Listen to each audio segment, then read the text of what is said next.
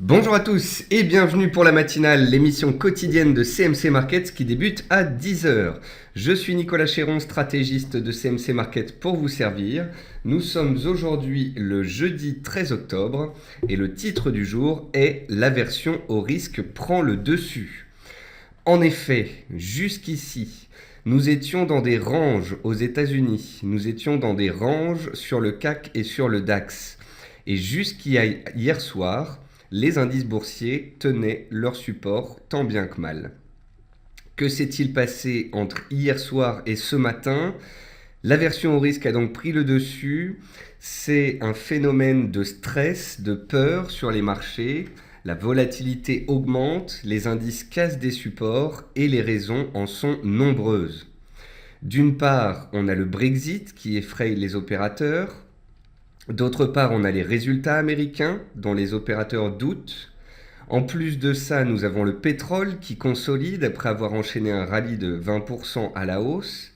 Et puis, nous avons en plus cette nuit des chiffres chinois qui sont ressortis bien inférieurs aux attentes. Tous ces paramètres conjugués ont engendré donc un décalage baissier sur les marchés. On a ouvert sur le CAC 40 pile poil sous le support des 4430 points que l'on avait réussi à préserver ces 10 derniers jours. En ouvrant sous ce seuil, on a ouvert avec un gap baissier. C'était soit un trou d'air, soit un gap baissier d'accélération. Dans les premiers échanges, l'accélération a eu lieu. Nous voilà sous les 4400 points et nous voilà de nouveau dans cette situation de range un peu plus large en données journalières. On revient vers les clusters de support et on va pouvoir voir donc si des réactions ont lieu dans cette zone de prix. Donc voilà, jusqu'ici on était factuellement haussier, l'analyse technique était haussière en données hebdomadaires et en données journalières. En sortant par le bas de range, on rend la dynamique de moyen terme beaucoup plus neutre et la dynamique journalière à très court terme baissière sous les ranges. Donc voilà, prenons note de ce changement de rythme, de ce changement d'état d'esprit sur les marchés. Bienvenue à tous ceux qui nous rejoignent. Je salue également tous ceux qui nous regardent sur YouTube et on va pouvoir rentrer dans le vif du sujet. Mais avant toute chose, un avertissement sur les risques concernant le caractère purement informatif de cette présentation et les CFD. Je vous invite à en prendre note. Vous pouvez, comme tous les matins, utiliser les fonctions de chat et de questions-réponses en haut de votre écran pour pouvoir converser avec moi. Comme tous les matins, on va voir ensemble les annonces macro, marché, le palmarès action, les statistiques économiques passées et à venir, une figure graphique reconnue par la plateforme de CMC Markets. Et bien évidemment, je répondrai à vos éventuelles questions. Alors, en termes d'actualité marché, le CAC 40 est passé sous son support à 4430 points et il accélère. Il est donc passé d'une neutralité à court terme dans un range à une tendance baissière de très court terme. Le DAX sort aussi par le bas de son range en brisant les 10 450. Vous avez ces deux seuils-là, tant qu'on est dessous, c'est que c'est baissier à court terme. Si et seulement si on avait vraiment une surprise de fin de séance avec un rallye aussi en fin de séance et qu'on arrivait à clôturer au-dessus de ces seuils-là, on sauverait les ranges et on pourrait dire plus de peur que de mal. Mais pour l'instant, eh bien, ça n'en prend pas le chemin et le VIX corrobore cette hausse du risque.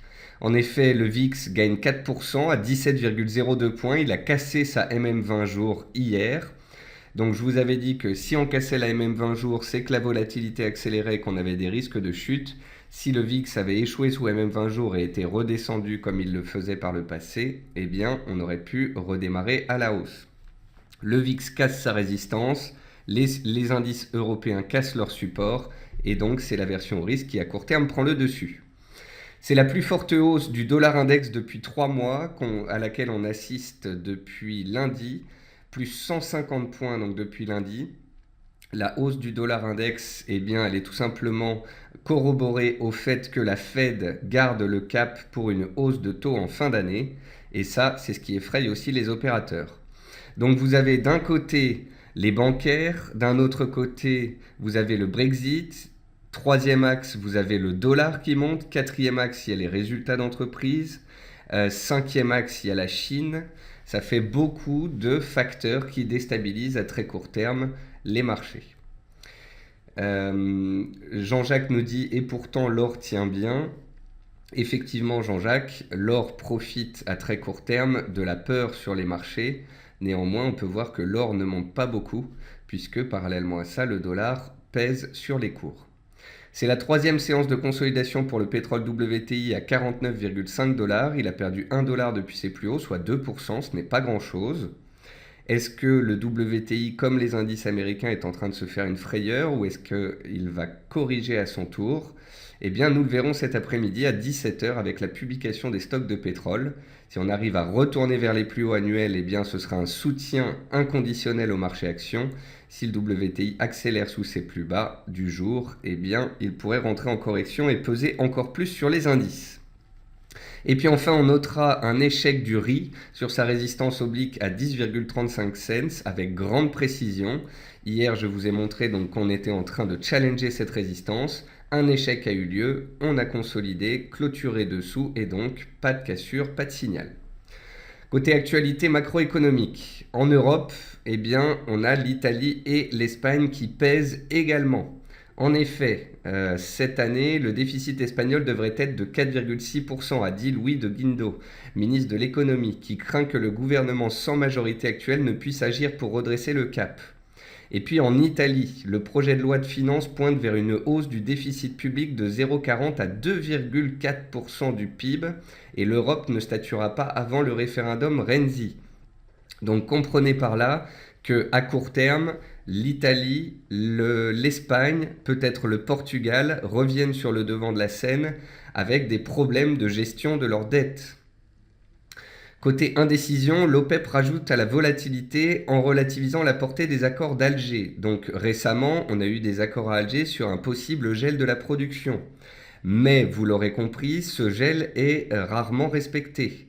Le président de la société Rosneft en Russie a laissé entendre qu'il continuerait de produire au même niveau. Et en 2017, on s'attend à des productions records d'après l'Agence internationale de l'énergie. Donc même si l'OPEP a voulu laisser entendre qu'un accord était possible avec tous les pays producteurs de pétrole, eh bien dans les faits, ce sera très compliqué. Et ça, je vous le dis depuis un certain temps. Et puis enfin, la probabilité d'une hausse de taux en novembre est toujours de 17%, elle est stable à 66% pour la réunion de décembre au vu des Fed Funds. C'est ce qui explique que le dollar soit autant recherché ces derniers temps. Jérémy me dit, compte tenu de la pression baissière sur les marchés, peut-on profiter d'un investissement sur l'or compte tenu du dernier repli? Jérémy, j'ai déjà parlé de l'or à plusieurs reprises. Théoriquement, l'or profite de marchés averses au risque, mais l'or pâtit de la hausse du dollar actuellement. Or, vous pouvez constater que depuis 2-3 séances, les marchés baissent. Aujourd'hui, ils accélèrent très nettement. Pour autant, l'or ne monte pas très fortement. Donc à la question « Peut-on profiter de la hausse de l'or alors que les indices chutent ?»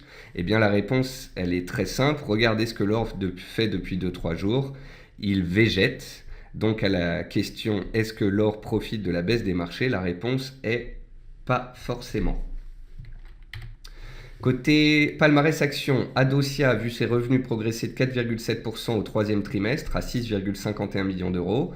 Arcos enregistre un chiffre d'affaires de 107,8 millions d'euros sur les 9 premiers mois de l'année en hausse de 3,9%. Néanmoins, ça n'a pas l'air de satisfaire les investisseurs. Le titre était en baisse de 5% tout à l'heure. Casino a publié une croissance de 6,7% de ses ventes au T3 à 10,42 milliards.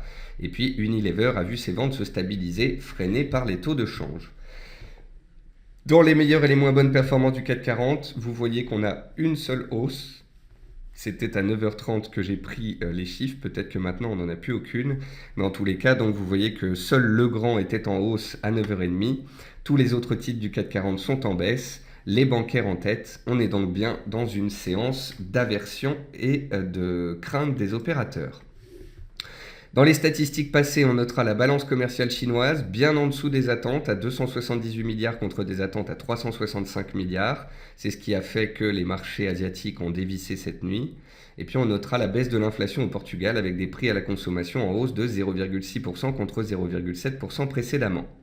Ce jour, à 14h30, on note les demandes d'allocation chômage aux États-Unis À 16h30, les stocks de gaz. À 17h, les stocks de pétrole. Et puis on notera aussi dans la nuit le prix des marchandises des entreprises au Japon à 1h50. Et puis encore des statistiques chinoises demain dans la matinée, donc à 3h30 du matin. Donc attention, nous ne sommes peut-être pas au bout de nos peines. Il risque d'y avoir de la volatilité dans les 24 prochaines heures. Et puis pour finir cette présentation, une figure graphique reconnue par la plateforme de CMC Market. Il s'agit de l'US 30, donc du Dow Jones en données journalières. C'est un triangle noté 4 sur 5. Vous voyez donc ici un triangle sur le Dow Jones. Hier, on avait clôturé à l'intérieur du triangle. C'est pour ça qu'hier après-midi, à 15h45, dans ma deuxième émission qui s'appelle le quart d'heure US, j'avais expliqué que si et seulement si les indices américains cassaient ces triangles et sortaient par le bas, alors on aurait effectivement validation des scénarios baissiers et potentiellement des accélérations baissières. Je tiens à attendre la clôture quand même sur cette configuration. Car si ce soir, le Dow Jones fait une mèche basse et clôture à l'intérieur de son triangle, on pourra de nouveau dire plus de peur que de mal, et on pourra également dire pas de cassure, pas de signal. Donc oui, l'Europe se fait des frayeurs, oui, l'Europe est en train de passer de la borne haute à la borne basse de son range sur les 2-3 derniers mois. Donc sur le CAC 40 par exemple, entre 4500 et 4300, donc on a échoué en haut, on est en train de revenir en bas. On se fait des frayeurs donc. Par contre, si les États-Unis venaient à clôturer à l'intérieur du triangle ce soir, il n'y aurait pas de signal baissier et peut-être qu'on serait fait une grosse frayeur en Europe. Bien évidemment, pourquoi est-ce que l'Europe anticipe? Eh bien parce que si ce soir on sort de cette configuration, théoriquement on a la hauteur du triangle à reporter à la baisse avec un objectif baissier de 2 à 3% de baisse supplémentaire. Donc séance d'importance, volatilité au rendez-vous et voyons donc si on trouve des supports ou si au contraire on accélère ce soir aux États-Unis. On va passer sur la partie graphique. On commence par le CAC 40. Donc le CAC 40, c'est plutôt clair. Il était jusqu'ici dans une dynamique haussière de moyen terme, avec des plus bas de plus en plus bas, de plus en plus haut et des plus hauts de plus en plus haut. Depuis à peu près un mois, il s'était mis en latéralisation. Néanmoins, on avait quand même des plus bas qui étaient de plus en plus hauts et qui démontraient qu'il y avait un intérêt acheteur et une dynamique haussière. C'est ce qui a permis jusqu'ici aux acheteurs de mettre à profit les supports et de bien s'en sortir. Avant-hier, on avait noté l'échec sous résistance. Hier, on avait un CAC plutôt stable et attentiste. Hier, j'étais donc très factuel et neutre. J'attendais de voir si on tenait les supports et si on repartait vers les résistances ou si au contraire, on allait se faire des frayeurs. Il est vrai que je ne m'attendais pas forcément à un gap baissier de cette ampleur. Ça vient du côté surprise, ça vient du côté stress des marchés. Les opérateurs étaient attentistes, pour l'instant ça tenait tant bien que mal, on pliait mais on ne rompait pas. Or, la consolidation du pétrole, la hausse ininterrompue du dollar et les chiffres chinois cette nuit en plus, eh bien, ça a engendré justement cette cassure, cette accélération, une montée du stress à très court terme. Après, vous pouvez voir que si je relis les plus bas de la séquence haussière dans laquelle on est depuis le vendredi 16 septembre, peut-être qu'on est tout simplement en train de passer de la partie haute du range à la partie basse du range. Peut-être qu'on est en train de revenir sur ce support oblique à proximité de la moyenne mobile à 200 séances. Et peut-être que les indices américains ne vont pas accélérer tant que cela. Donc, je constate l'aversion au risque. C'est une surprise ce matin, c'est une cassure assez violente et assez nette. Il y a eu une accélération. On est pratiquement à -2 sur les indices européens.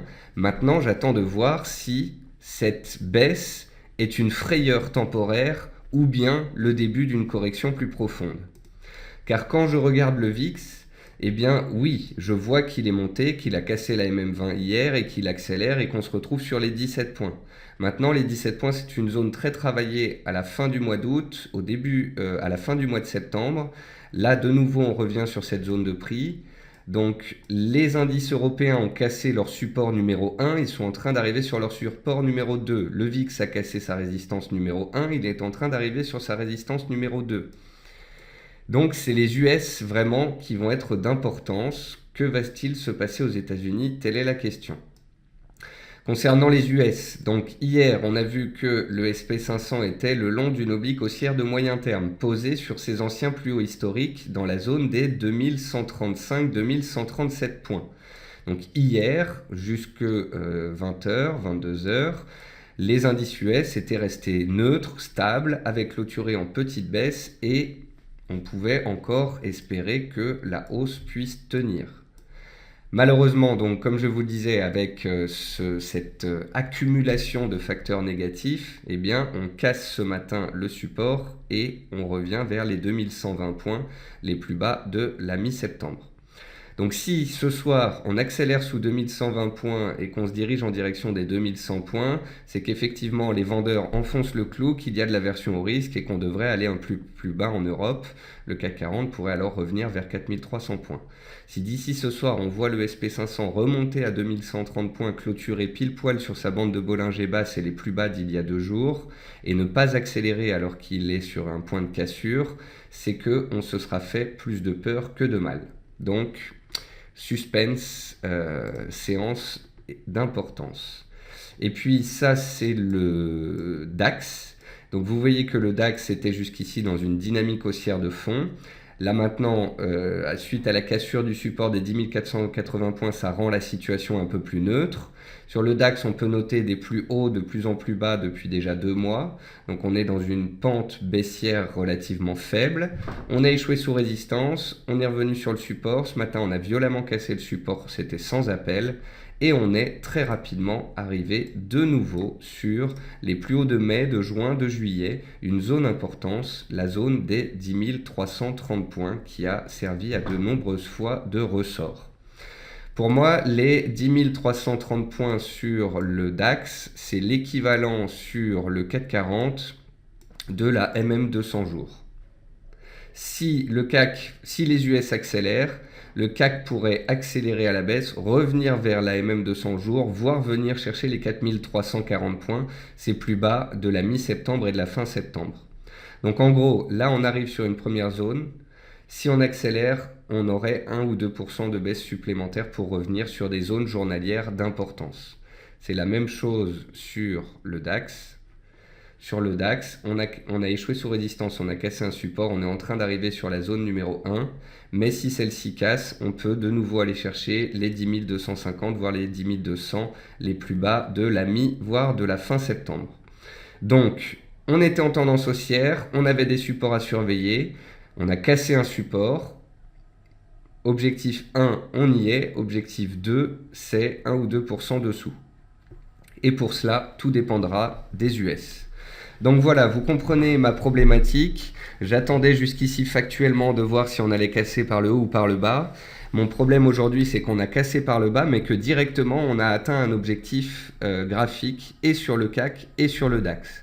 Et parallèlement à ça, est-ce que j'ai une clôture aux États-Unis, franche, baissière, qui nous montre un signal validé en clôture hier? Non, j'ai simplement des frayeurs sous support aujourd'hui. Donc voilà, je suis un peu dubitatif. Si des personnes ont vendu en haut des ranges journaliers sur le CAC et le DAX et sont en gain, elles sont en position et tout va bien pour elles. Mais passer vendeur, passer baissier maintenant, alors qu'on est déjà à -2 à proximité de zones clés, et alors que les US n'ont pas encore confirmé les frayeurs européennes, eh bien je trouve ça un peu complexe. Donc je préfère botter en touche, vous dire que je suis très incertain sur la situation. J'ai analysé factuellement ce qui se passait en début de semaine et jusqu'à hier, on tenait bon. Là, j'ai l'impression donc qu'on a une sorte de rupture dans le sentiment, de rupture graphique. Le fait est que très rapidement, on atteint des zones clés. Donc, j'attends un peu de voir ce qu'il va se passer. La baisse, plus de baisse, n'est pas certain. Donc voilà, j'attends de voir ce qui va se passer à ce niveau-là. Quand on regarde le marché action, on peut voir que dans les baisses du jour, on retrouve 3 groupes. Le premier groupe, c'est les valeurs pétrolières et matériaux de base. Donc, c'est des valeurs type Eramet. Donc, Eramet qui a bien rebondi depuis 6 mois, qui est revenu à 42 € et qui échoue sous sa résistance datant de octobre 2015. Je vous en ai parlé il y a 2 jours dans la matinale. Donc Eramet était dans une très belle tendance haussière. Elle a pris 30% en l'espace de 3 semaines. On est arrivé sous résistance, c'est légitime qu'on respire. Même chose sur Vallourec. Vallourec s'est enflammé avec le pétrole. On est passé d'un support à résistance. On a pris 30% en l'espace de 2 semaines. Il est tout à fait naturel que l'on consolide. Donc ça, c'est le premier groupe. Le deuxième groupe, c'est les bancaires, les financières. AXA est à -3. Crédit Agricole à -2,50. Après, vous pouvez remarquer qu'elles sont dans des tendances haussières et que la baisse du jour, ce sont des retours sur support. Ensuite, vous pouvez constater qu'il y a un troisième groupe de valeurs qui sont sous pression, ce sont les biotech et les pharma. En effet, depuis donc 2 séances, on a les biotech, les pharma qui sont sous pression. Genfit en est une belle matérialisation. Genfit, c'est une valeur biotech qui est très spéculative. Elle a tendance à être recherchée quand les marchés sont haussiers, mais aussi à être complètement délaissée quand les marchés sont sous pression. Actuellement, les marchés sont sous pression, les biotech sont sous pression, et donc Genfit subit cela de plein fouet. Alors, je retire l'oblique qui passe par les plus bas ici parce que c'est effectivement quelque chose que je surveille, mais je voudrais pas que vous ayez l'impression que je vais à la chasse au point bas. Il sera largement temps, le jour où Genfit fera un chandelier de retournement, d'en parler. Donc voilà, on a les biotech, l'énergie et les matériaux de base, les bancaires, et puis enfin on pourrait dire qu'on a un quatrième groupe de valeurs qui sont les titres baissiers. Les titres baissiers depuis 6 mois, depuis 1 an, donc Spire par exemple qui avait tenté un rebond cette semaine et qui repart dans le sens de sa tendance baissière, Air France qui avait tenté un rebond ces dernières séances mais qui repart dans le sens de sa tendance baissière, ou encore Zodiac qui est dans un range et qui, encore une fois, en haut du range, a échoué et repart à la baisse. Donc voilà, consolidation des valeurs qui étaient jusqu'ici haussières, les bancaires et l'énergie, accentuation des baisses sur les pharma parce que, rappelez-vous, Hillary Clinton avait fait baisser les pharmaceutiques et les biotech de par des tweets concernant les prix des médicaments. Or, puisqu'Hillary prend le dessus dans les sondages, eh bien, c'est ce qui explique la baisse des pharma et des biotech ces dernières séances. Et puis dans les hausses, on retrouve des petits titres spéculatifs comme Sequana, qui tente un double bottom sur ses plus bas annuels après avoir fortement chuté cette année pour rappel. On retrouve STM qui fait un rebond technique ce jour après avoir baissé pendant 2 jours, notamment hier parce que le secteur technologique était sous pression. Et puis ensuite, on retrouve quoi dans les hausses? Eh bien, on retrouve des titres jusqu'ici haussiers. Donc vous voyez typiquement dans une séance où le CAC est à -2, on voit tout de suite que les titres baissiers de base reprennent leur tendance baissière et on voit que des titres haussiers arrivent à tirer leur épingle du jeu car même quand les indices baissent, eh bien ce sont les titres que recherchent le plus certains investisseurs. Ensuite, dans les matières premières, on a beaucoup de baisses, notamment à cause de la hausse du dollar américain. On a de la baisse du sucre. Pour l'instant, on a un quadruple échec sous les 23 cents, mais on attend de voir si les vendeurs prennent la main. On peut constater que la baisse du palladium continue. Je vous avais dit que je ne cherchais pas de support particulièrement, que j'attendais un chandelier de retournement. Pour l'instant, la baisse est toujours en place. Le jus d'orange est neutre, il est en attente. Le café Robusta, il est dans un canal haussier et j'attends de voir si de nouveau il approche la borne haute vers 2035. Car à chaque fois qu'il a touché sa borne haute jusqu'ici, il y a réagi. Ensuite, le pétrole. Le pétrole baisse pour la 3e séance consécutive.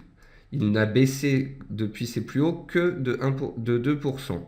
Le pétrole reste très solide. Si ce soir, les indices américains accélèrent, que les stocks de pétrole font baisser le pétrole et que cela pèse sur le secteur énergétique, ce sera encore un soutien aux vendeurs à la baisse et donc un retournement éventuel de marché. Mais si ce soir, les stocks de pétrole font grimper le pétrole et qu'il repart vers ses plus hauts annuels, eh bien, ça serait un soutien inconditionnel au marché. Ça permettrait peut-être aux indices de ne pas basculer dans un marché d'aversion au risque complète.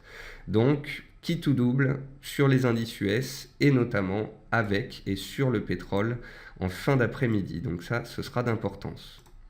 Ensuite, le blé, ça ne passe pas. Il a tenté de passer en séance hier, mais il a reflué par la suite. Donc ça, j'avoue, c'était un piège. C'était pas très sympa. Le riz a fait plus ou moins la même chose, mais plus soft. Il a dépassé la résistance en séance très légèrement, puis il a réintégré la figure et donc n'a pas donné de signal.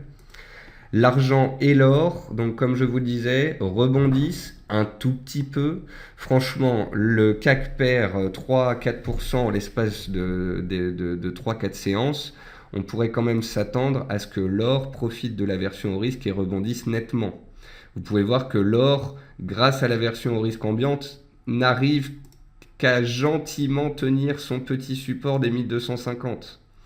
Donc comprenez bien par cela que le dollar reste fort, qu'il pèse sur l'or, que l'or n'a pas la cote en ce moment. Voilà, c'est pas du tout comme au premier semestre. Au premier semestre, on a l'or qui était très recherché. L'or profitait de l'aversion au risque ou de la stabilisation du dollar ou bien des rendements obligataires qui plongeaient dans le négatif. Mais là, on a les rendements obligataires qui remontent, on a le dollar qui est fort et on a de l'aversion au risque. Donc on a deux facteurs baissiers et un facteur haussier pour l'or. C'est ce qui fait que pour l'instant, le rebond est très compliqué. Donc voilà pour les matières premières. Et puis ensuite, on va regarder les devises. Alors je regarde vos questions en même temps. Alors Jérémy donc, me posait la question sur l'or tout à l'heure, j'y ai répondu. Jean-Jacques aussi. Jean-Jacques dit oui, mais le dollar ne va pas monter jusqu'au ciel et comme l'or tient bien, on peut peut-être être pas loin d'un point bas. Ce qu'il y a, Jean-Jacques, c'est que le dollar, de toute façon, devrait tenir jusqu'à la fin de l'année si la Fed remonte effectivement ses taux. Donc, jusqu'à la fin de l'année, sachant que c'est du moyen terme et de la macroéconomie, pour l'instant, le dollar peut peut-être consolider un petit peu, mais se retourner et baisser très nettement et donc être un soutien à l'or ne sera pas chose simple.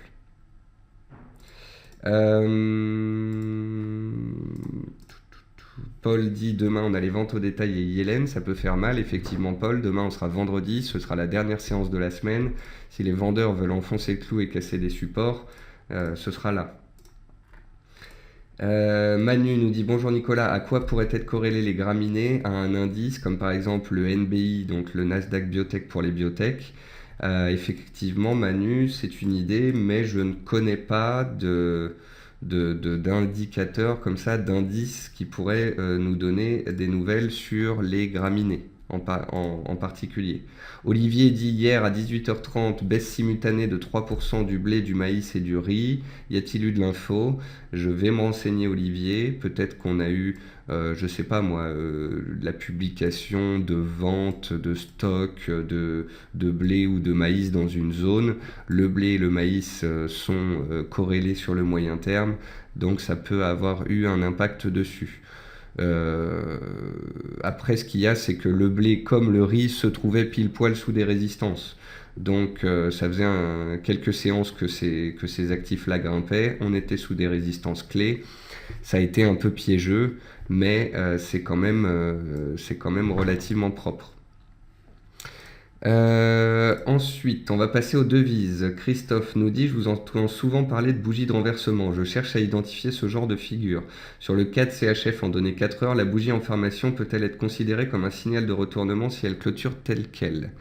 Alors, le CAD CHF. Hop là, je le mets dans ma liste. Alors, on va regarder le CAD CHF. Alors déjà, vous voyez, j'ouvre mon graphique sur le CAD CHF. Qu'est-ce qui me saute aux yeux tout de suite? C'est un graphique sur 8 mois et en gros, il ne se passe pas grand-chose sur cette paire. C'est vraiment une paire tranquille. Et c'est une paire qui a tendance à faire du bruit. C'est-à-dire que tous les jours, on a un chandelier avec une longue queue en haut, en bas, mais ce n'est pas des chandeliers qui sont très propres et qui aident à avoir des signaux.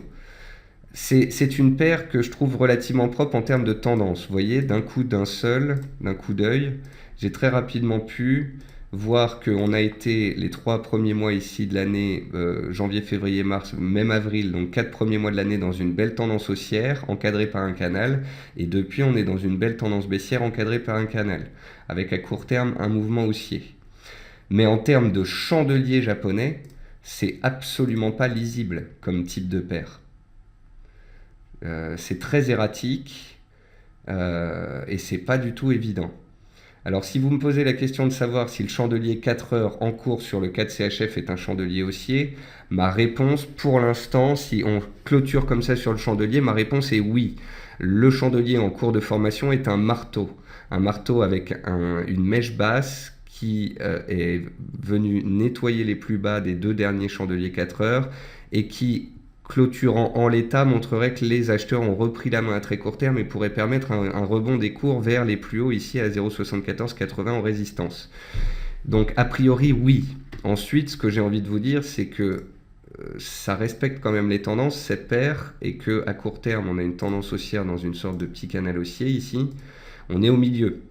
Donc voilà, ce chandelier peut permettre une stabilisation, mais peut-être qu'au lieu de remonter, on va aller chercher la borne basse du canal.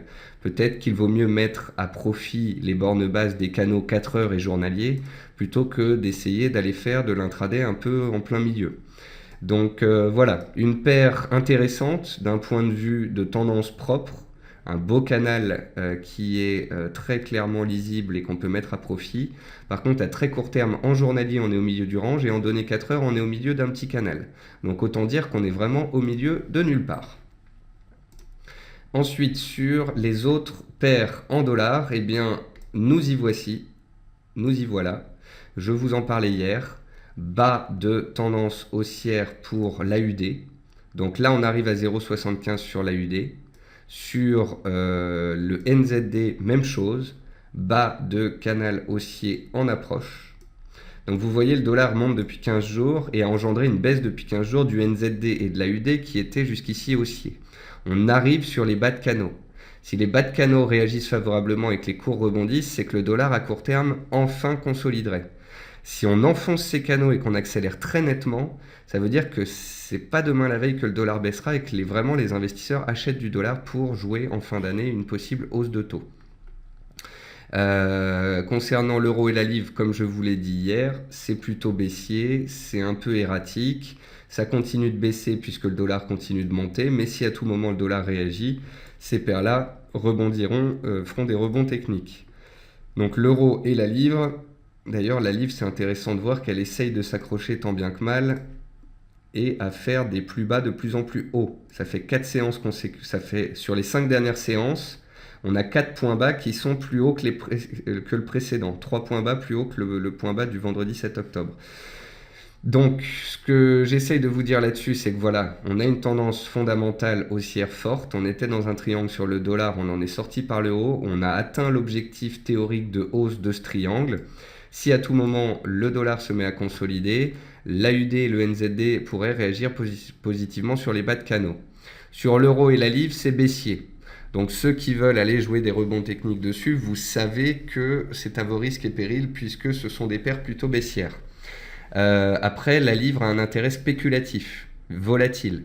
Donc ça peut en intéresser certains. L'euro, lui, si le dollar baisse, il va rebondir.